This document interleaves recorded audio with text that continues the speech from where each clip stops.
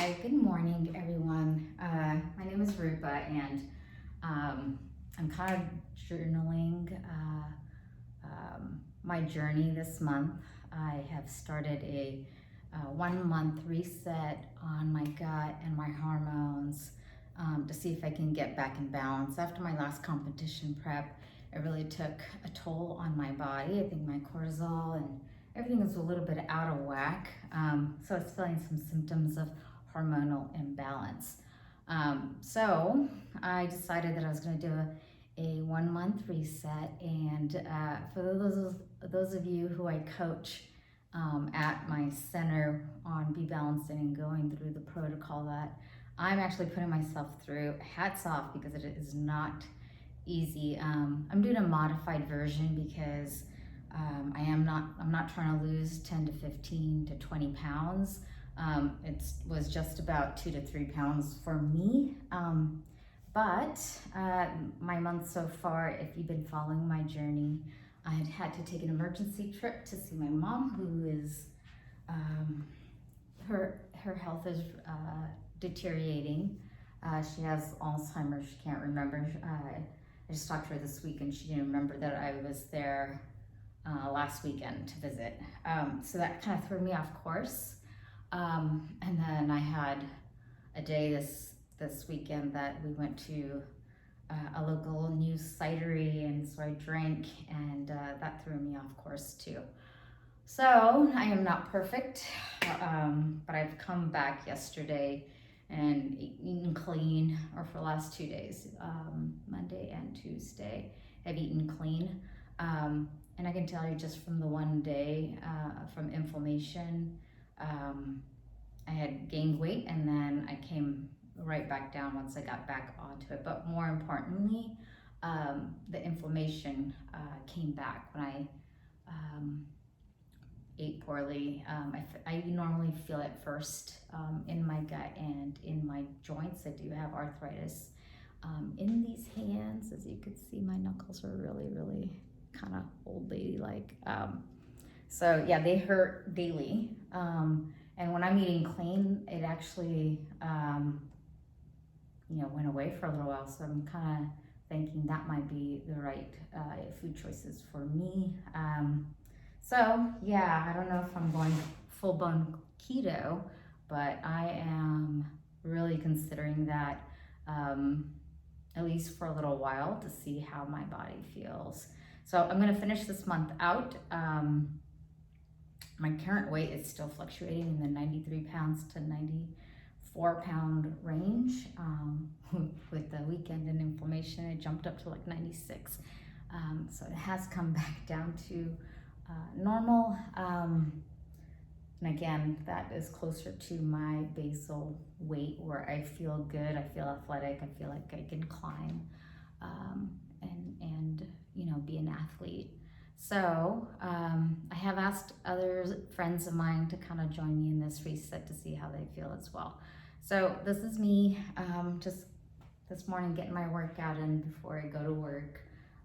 For me, it is like 8 in the morning. I'll probably wrap it up in like 20 minutes and get out of here. But thanks for joining.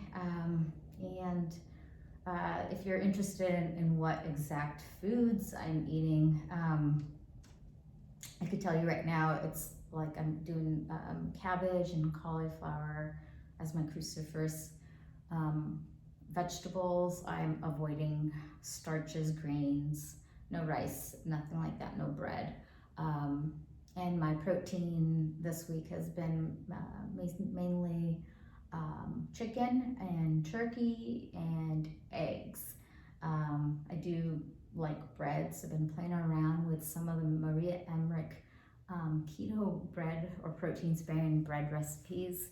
So I'm playing around with that to see what kind of satisfies my bread cravings. So it is an interesting time because you get to experiment with different foods and recipes to see what you like. So again, thanks for watching. Yeah, I'm doing this thing to reduce inflammation. I do have a little bit of insulin resistance, as I've learned. So here are 2 interesting things.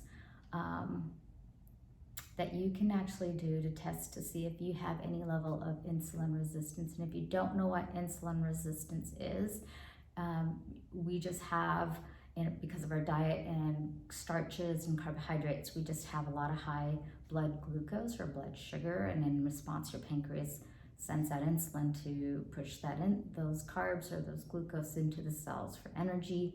But when you overproduce it and produce it and produce it and stay at high levels, some of your cells stop accepting that, and it is called insulin resistance, which is kind of the earlier stages of diabetes, which my dad has and my brother has.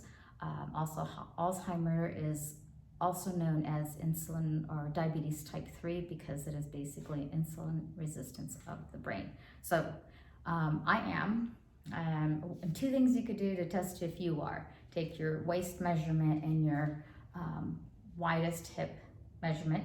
If the ratio is 0.8 for women or higher than 0.8 for women, you have some level of insulin resistance, or even a bit. For men, it would be higher than 1.0.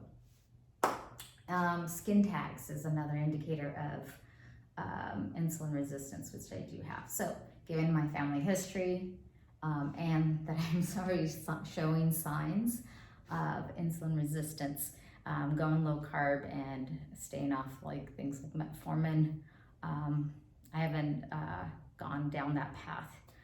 Would be beneficial for me to see if I can manage it through diet. So that's why I'm doing this reset. I'm going to see how I feel, get my body remembering how to work off of ketones so that I can be metabolically more flexible to be able to shift between the two energy sources. So that is where I'm at, and yeah, thanks for listening to me ramble on a little bit this morning. Have a great day, and thanks for following my journey.